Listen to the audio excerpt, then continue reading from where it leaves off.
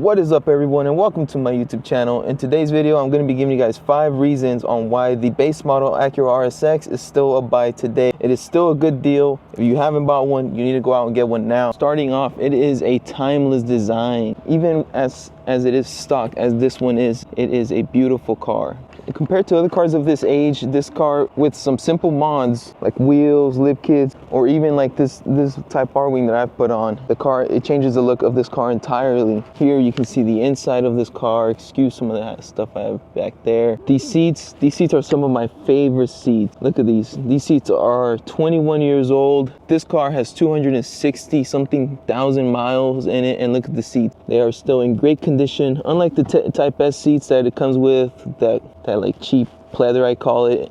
It'll deteriorate. The dash is essentially the same as the Type S, other than obviously this is an automatic. Inside the car is identical to what you would find in a Type S. Now, for reason number 2 on why this car is a great buy, we're gonna go to what's under the engine. So we'll cut to that now. The base model RSX comes with the K28.3. This is the same K20 you would find in the EP3 SI. Personally, not one of my favorites, but it still carries the reliability that the K-series engines do. I think this one has like 170,000 miles, because I know the previous owner just swapped the engine, and I have all the paperwork with it. It had like 160, but I've put some miles on it now, and I say it probably has 170,000 now.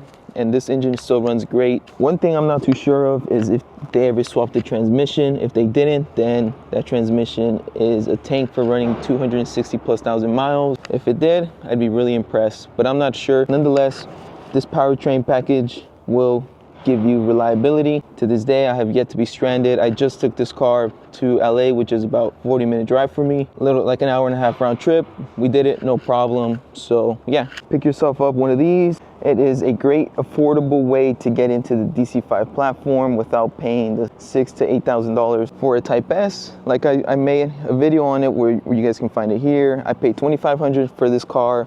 Obviously, I put in a little bit of money. I put the wing in, I painted some of this stuff up.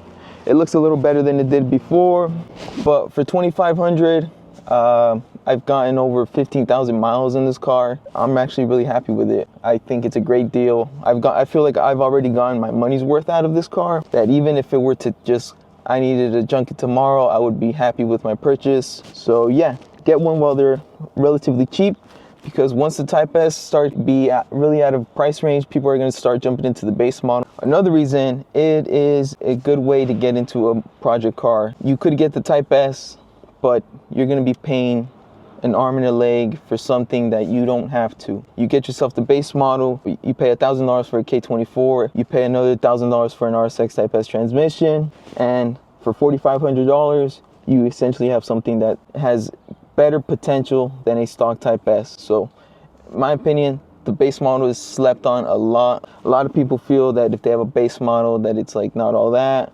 But in my opinion, the base model is a great car.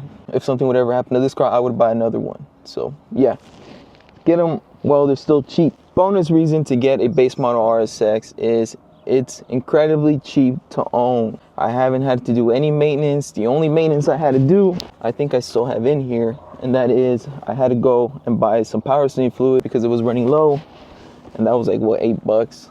I put some in the power steering fluid reservoir. Haven't had an issue since. Last and final reason is it is still fun to drive. Even if it's a base model, you still get the experience of driving an RSX Type S. Obviously mine is a powertrain, but you still know how it feels like. I mean, like I said, it is the base model. It's not gonna have all the fast vroom stuff you can do.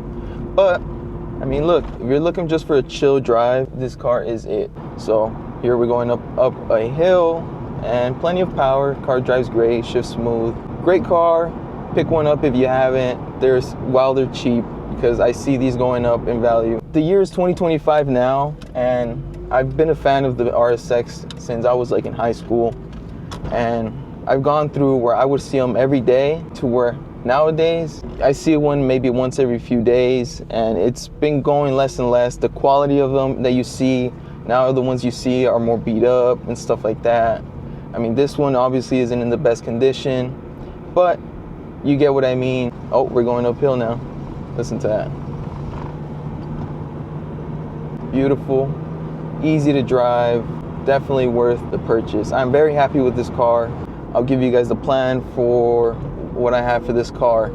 So many of you guys know I have a blue RSX Type S. It's on nitrous, it's all modded out. And I've been having issues these past few years where I haven't been able to register it. What I've been thinking of doing is just swapping everything, the transmission, basically everything, coilovers into this car and just junking that shell.